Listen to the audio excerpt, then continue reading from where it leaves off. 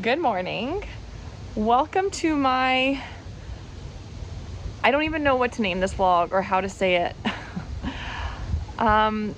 Trying to find my next favorite nonfiction book, my next favorite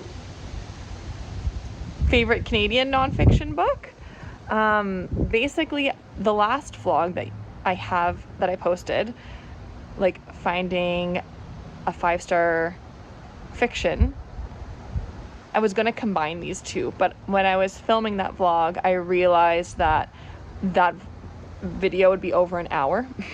So I had to separate. So I did the fiction video, and now this is the nonfiction video. So I have 6 nonfiction books written by Canadian authors. And the idea is that I'll read the synopsis and the first chapter of each book, and I will decide if I'm going to continue or return them to the library. And in doing this, I hope that I also can help you find your next favorite nonfiction read or your next 5-star nonfiction read. So yes, I'm going to read 6 books, the first chapter of 6 books over the course of hopefully the day. I don't know if I can make it through, because these 6 plus the other 8 from the other video, I'm trying to do that all today. So that's 14, and I promised a bonus at the end, which will have to be in this video because it's a nonfiction and not in the previous video. So anyway, a little figuring things out as I go throughout the day. So I have a clip that I filmed before I left the house, so I'm going to insert that here, and then I'll tell you about that book. So I read the introduction, and I like it. I'm going to keep it. This author, I think he was there in 2004, although the book was published in 2016. The introduction is giving us just context of what he's doing, walking the Macmillan Way in England. Some context on walking paths history on walking paths in England, and lots of quotes. There's this really great quote that I want to read to you. Okay. So the importance of the village was touched on by the travel writer H.V. Morton, who in his In Search of England book had this to say in 1927. That village, so often near a Roman road, is sometimes clearly a Saxon hamlet with its great house, its church, and its cottages. There is no question of its death. It is, in fact, a lesson in survival, and a streak of ancient wisdom warns us to keep an eye on the old thatch, because we may have to go back there someday, if not for the sake of our bodies, perhaps for the sake of our souls. I agree that we do need to return back to simpler times, back to nature, and I love that it's included in here. And I wonder how often that theme will come up throughout this book. In a lot of travel memoirs, well, maybe not travel, but memoirs about reconnecting with the land, that is a common theme, is that we have to go back to our roots, back to kind of human nature, and that's when we feel more grounded, which I agree with, and I think it's a good theme to discuss. Something he talks about that I didn't know, so in England, these walking paths all throughout the country are on both public and private land, and anyone can walk through there. So he talks about how there have been court cases, and as he was there in 2004, Madonna was currently in court fighting a case. She wanted to close a path on her estate, but there's this group called the Ramblers, and they advocate to keep these paths open. So she's fighting it out. There are other people currently fighting it out, and in the past have fought it out. And I side with the landowner. If you want to close a path on your property, you should be able to close a path on your property, as if you're forced to keep it open for anyone just to meander through. And I understand that, like, yeah, most of the people that are meandering through are probably just walkers, hikers, like just going out for a nice stroll.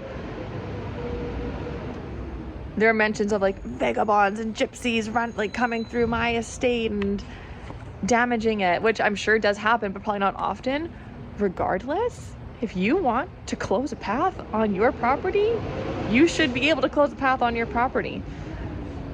But I think that's probably like, I don't know, it'd be an interesting discussion to have with an English person, because as he states in this introduction, walking and being in the countryside and these villages is such an ingrained part of English culture and English heritage. So I don't know, maybe it's like a contention point in England. I'm not sure. Anyway, this is a yes. This I'm keeping. Let's read the next one and see how we go. Okay, next up for nonfiction is The Beautiful Dream, a memoir by Atiba Hutchinson with Dan Robinson. So I imagine Dan Robson. I imagine he is kind of like the ghostwriter. So Atiba Hutchinson apparently is an amazing Canadian soccer player, but he kind of has like an untold story a little bit. So this was, also written or co-written by Dan Robson is Ignite, Unlock the Hidden Potential Within, with Andre Degrassi, which isn't that the really famous tennis player? And I think I have his book on my list to want to read. Not that one, but one of him. Anyway. Okay, this was published in, oh my gosh, for real? Oh, sorry, couldn't open that page. This was published in 2024. Okay, this is very new. Printed in Canada. Penguin Random House, Viking, Canada. Okay. Out of the Toronto suburb of Brampton comes an irresistible story of trials, perseverance, and the limelight of international soccer and, above all, heart. Despite debuting on Canada's senior national soccer team 20 years ago, scarce is known of Atiba Hutchinson. We've watched him win Canadian Men's Player of the Year 6 times, celebrated his club team championships, and mourned his injuries. We've lamented the state of Canadian soccer and cursed the lost potential and years. Yet we know little about Atiba's personal life or how he rose from suburban Brampton to become Canada's most capped national men's team player. Often described as the country's greatest athlete you haven't heard about. See, like, doesn't that sound so good? Like, I know I'm gonna keep this book, like, for sure. For the first time, Atiba is ready to share the extraordinary story of his ascent to the heights of professional soccer, nationally and internationally, and what he believes makes a true champion. The Beautiful Dream is an intimate account of Atiba's awe-inspiring career, from his humble beginnings to becoming one of the most respected midfielders in the game, the crushing disappointment of failing national team competitions in the 2010s that nearly led to his resignation from the national program, all the way to his triumphant arrival in Qatar to face off against 31 other nations at the world's most preeminent soccer competition. He has aspired to better not only his own game, but the landscape of Canadian soccer for over 2 decades, culminating in Canada's first trip to the FIFA World Cup since 1986. That's right! Canada, the men's Canadian team, finally went to the World Cup last World Cup, which was 2022. Yeah, 2022. Did they do it in 2022 or did they take a break for COVID? I can't remember. Anyway. Yet, as the reflective midfielder shows, this isn't just his story. The Beautiful Dream is the story of countless Canadians who strive and scrape for a seemingly unreachable dream until their fingertips finally graze the surface. It's a lesson about the unyielding belief required when taking the long road to success.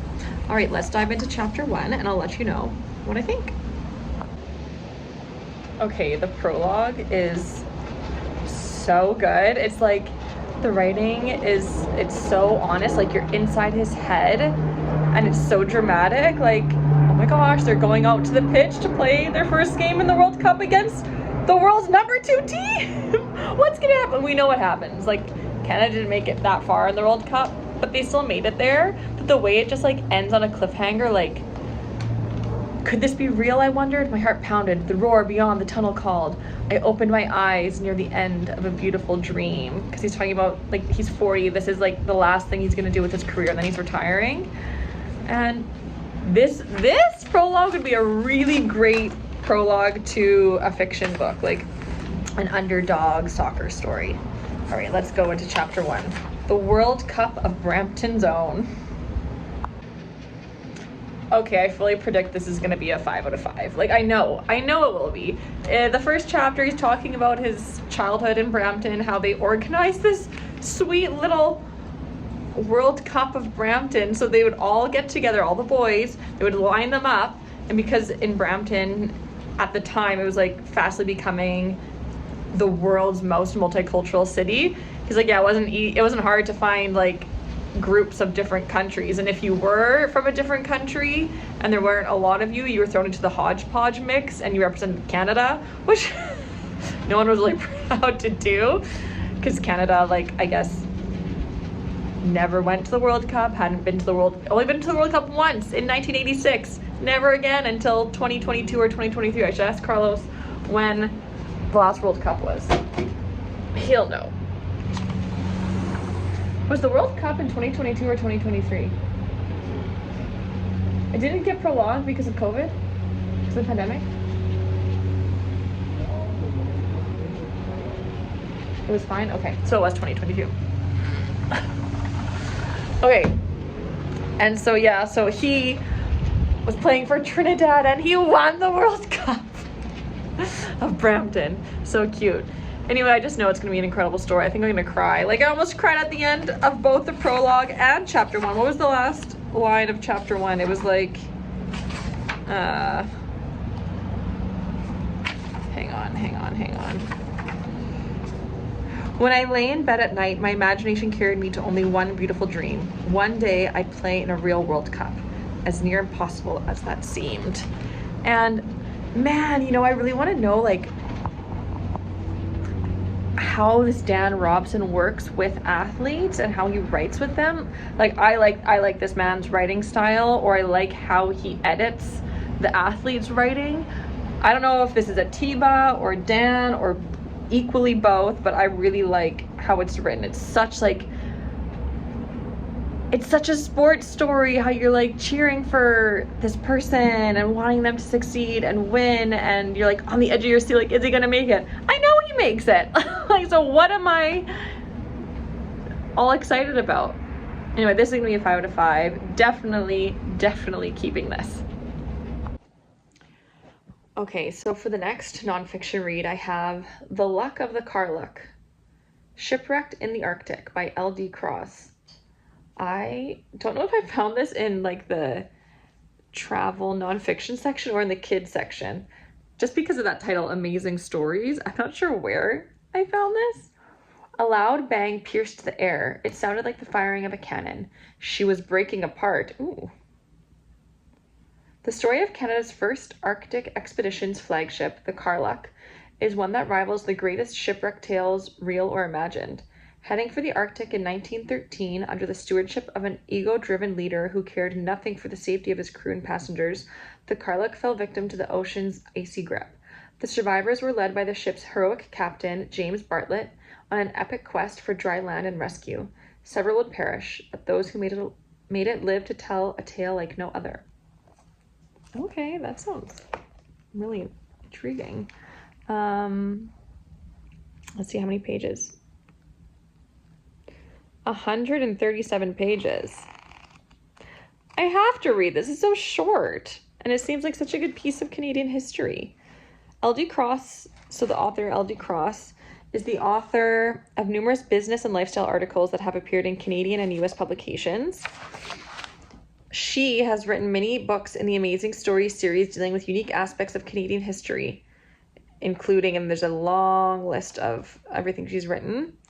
Cross's creative nonfiction has been recognized by the International Association of Business Communicators Excel Awards, blah, blah, blah, blah, blah. In 2011, her book, The Underground Railroad, The Long Journey to Freedom in Canada, received the inaugural Ontario Historical Society Huguenot Award, honoring the best book in Ontario published in the past 3 years which has brought public awareness to the principles of freedom of consciousness and freedom of thought. That's a long sentence. All right, well, let's see when this is published. 2015.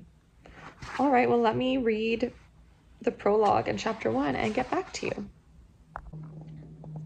Okay, so a little dry.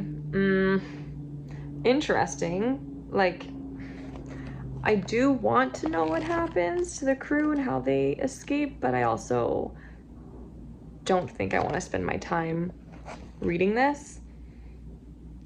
If they could do like a 30-minute episode somewhere, maybe there's like a YouTube video I could find about it that's like, you know, summarizing this, but I think I'm gonna send it back. It's just, you know, too many books, too little time, so I have to be choosy. So this is gonna be sent back.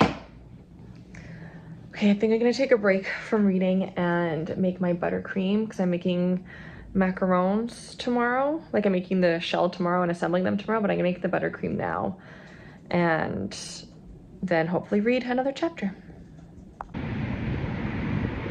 I am just here outside of the chamois waiting for my car for the next day free rewash, and I brought Where I Live Now by Sharon Butala, a journey through love and loss to healing and hope. So let's see. This was published in,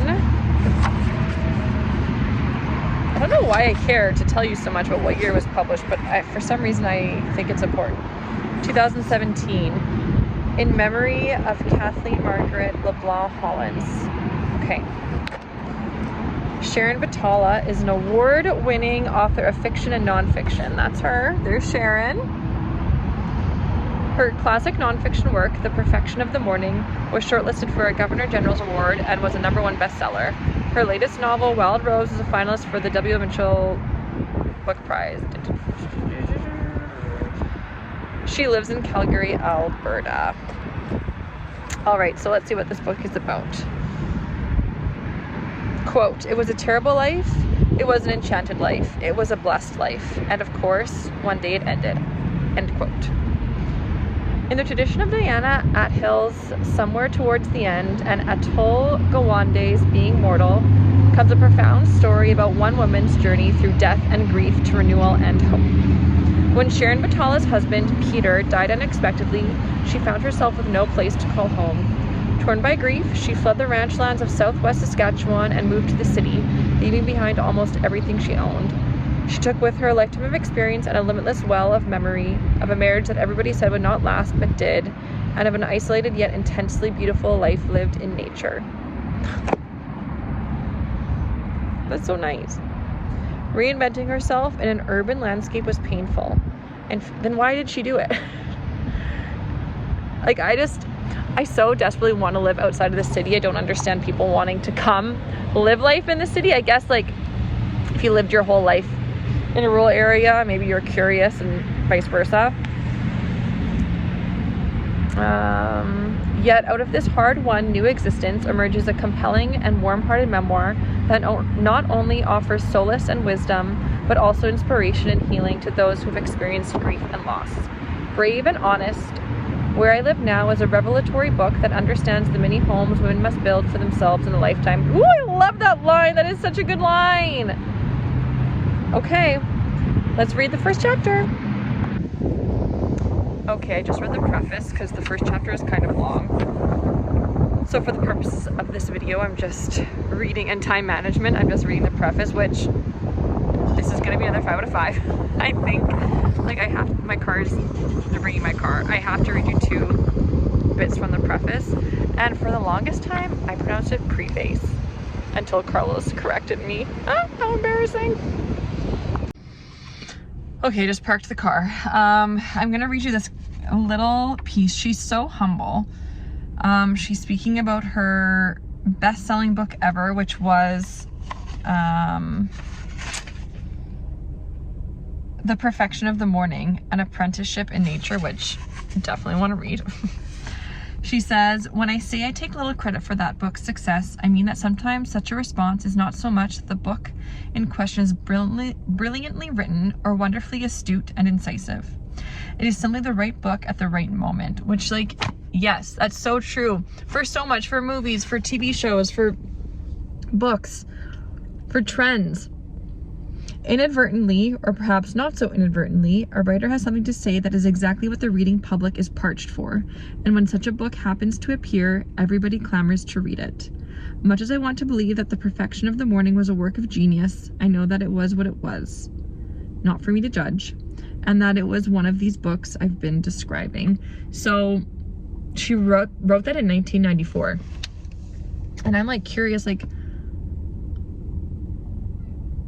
Canadians were hankering for a connection with nature back in 1994. I mean, maybe that's like Canadians are always doing that. Like, nature is a pretty big part of Canadian life and lifestyle, and we have it in abundance here. Maybe that's just like the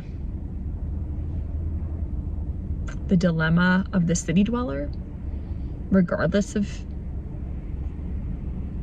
year, decade. Interesting. Okay, well, definitely keeping this one. I have such good luck with nonfiction. I love nonfiction. I love memoirs, and I'm just in the mood for that right now. If you watched my previous video looking for the fiction ones, like, I'm just not super excited about those ones. It's easier for me to DNF something that's fiction, or to like have an intuition that if I'll like it or not. Okay, on to the next. We came for a quick walk. I came, you're not walking with me. I came for a quick walk in Fort White, and I brought a Paris memoir by Gordon Cope with me. Any book about Paris, I'm just kind of a sucker for. Paris and I have a now very loving relationship. It was a slow burn and kind of an enemies to lover trope a little bit, but I do love Paris now. This was published a while ago. This was published in, oh my gosh, the wind, I'm sorry for the microphone. 2005. Okay, this is 20 years old. Will it hold up? Let's read. About the author. Born in Hamilton, Ontario in 1955, Cope attended the University of Waterloo, graduating with a Bachelor of Science in Earth Sciences in 1978. He came to Calgary that same year to work in the oil patch, but his love for writing led him to freelance journalism and a career as a feature writer and business reporter. In 1993, Cope and his wife, Linda, quit their job, sold their house, and ran away to the South Pacific. Wow! Since then, they have lived in London and Paris and traveled around the world. This book is a result of their year in Paris from 2001 to 2002. They currently live in Calgary with their cat, China. Oh, what a life! Oh my gosh! Again, predict 5 out of 5. Like, what memoir do I not give 5? Well, last September, Between Two Kingdoms did not get 5 out of 5. I think I was generous and gave that 3 to 5, but maybe it should have been 2 out of 5. Anyway, I'll read the first chapter of this and let you know how that goes. I'm really excited for it. It's a few hours later. I'm back home, and of course I'm going to keep this one. Although I'm not predicting a 5 stars. I'm predicting an enjoyable time. The author is funny. Maybe he puts like a few too many jokes in the book. For example, like it was just like 2 similar jokes very close together. Let me see. Okay, so for example, so he's looking in the kitchen cabinets for spices and things. The salt and pepper appear fine, but the cumin has last been used to whip up a curry dip for Attila the Hun. Okay, funny. Then he goes on. In addition to a motley assortment of pots and pans, there's a crock pot still bearing remnants of the Last Supper. Okay, funny, but like you just kind of made the same joke 3 sentences ago. So I think like maybe his humor, like I think I like his humor, but it may get old fast. But I don't know if I said earlier, this book is only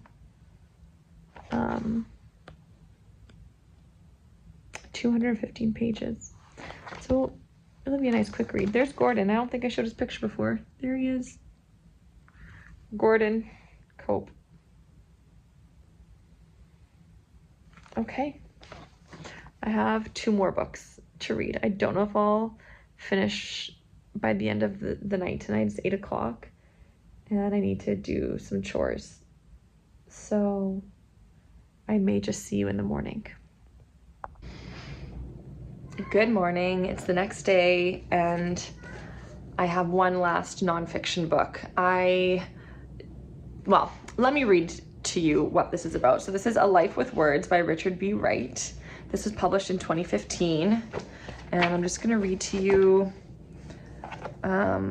Richard B. Wright is the author of 12 novels. He has won the Giller Prize, the Governor General's Award, the Trillium Book Award, and the CBA Libris Awards for Author and Book of the Year. Many of his novels have been bestsellers, and his most recent one, Mr. Shakespeare's Bastard, was shortlisted for a Commonwealth Writers' Prize. He lives in St. Catharines with his wife, Phyllis, and is a member of the Order of Canada. Wasn't another one of the authors a member of the Order of Canada? I don't know what that is. Okay, so this is... From the acclaimed writer of the beloved Clara Callan comes a beautifully crafted portrait of the writing life. Combining his characteristic wit with his profound insight, Richard B. Wright has created a deeply affecting memoir that reads like a novel. Yeah, that's true. I started reading the first chapter and that's true. As a small, watchful boy growing up in a working-class family in Midland, Ontario during World War II, Wright gradually discovered that he saw the world through different eyes. His intellectual and sexual awakenings, his exploits as a brash young salesman in Canadian publishing, his struggles to become a writer, all of this is balanced by the extraordinary reception that greeted his first novel, The Weekend Man. Wright explores his sources of creativity from early landscapes that would later haunt his fiction, such as his grandfather's house in Woodville and the town of Midland in the Depression, to famous writers the young writer drank... Okay, sorry, I'm not reading this well. To famous writers, the young writer drank in James Joyce, William Faulkner, J.P. Donlevy, Walker Percy. He speaks frankly about the anxiety that has haunted him throughout his adult life and acknowledges the struggle artists face between ambition and security. Sharing his love of language, he argues eloquently that being able to express ourselves is at the core of being human. Continued on the back. A Life with Words is a book for anyone interested in the power of storytelling and the writer's ability to transmute experience into works of art. Deeply personal, at times revelatory, this memoir is a celebration of the writing life and an invitation to the world of the imagination, and I'm not reading it. I started reading the first chapter and it is written, like it reads like a novel, and I think the prose are nice. I'm not sucked into a story. And I mean, it's a short book. It's only 205 pages, around there. But, I mean, look at all these books. I can't read them all. I can't. I mean, I could if these are the only books I have, but I have other library books that aren't by Canadian authors out from the library. I have a stack of books at home that I have to get through. Like, you just have to be a little cutthroat, and so that one is not coming home with me or staying home with me. So I promised a bonus. I'm gonna do that right now.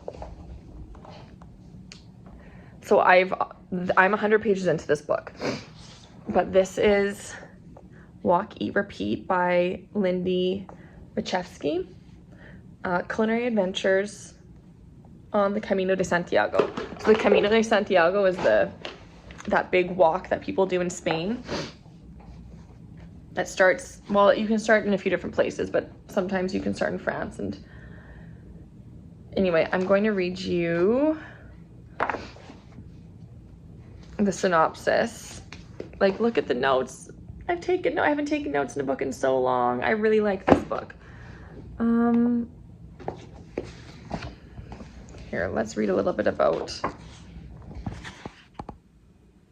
Lindy here.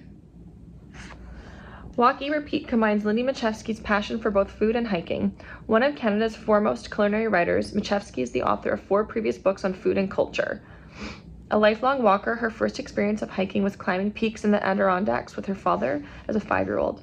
Since then, Machevsky has hiked and climbed in the Alps, the Appalachians, and England's Lake District and Peak District. Machevsky lives in Kingston, Ontario. I don't see, like, there's no synopsis for this book. There are just,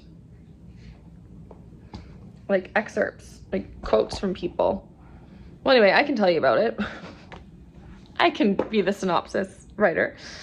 So Lindy has been wanting to walk the Camino for years, and she's always made excuses. And she's at a point in her life, well, not even, she just decides, like, I'm going. Like, there's no time like now, I'm going. So she goes. The first week she spent with a friend, and I'm ending that first week at 100 pages. And it's just, each chapter is a day, going from one town or village or city to the next. And each chapter includes a recipe, and each chapter usually includes, like, a little, like, description of her day or her walk that day or who she's meeting. And then we'll have, like, a personal reflection. So she'll talk about, you know, how walking the Camino is helping with her agoraphobia, or something reminds her of her dad, and she gives, like, she writes a piece about how her dad would have loved this, and she talks about her sick mother back in Ontario, and it's really, really good. I predict I'm gonna give this a 5 out of 5. And I actually thought, oh, no shirt.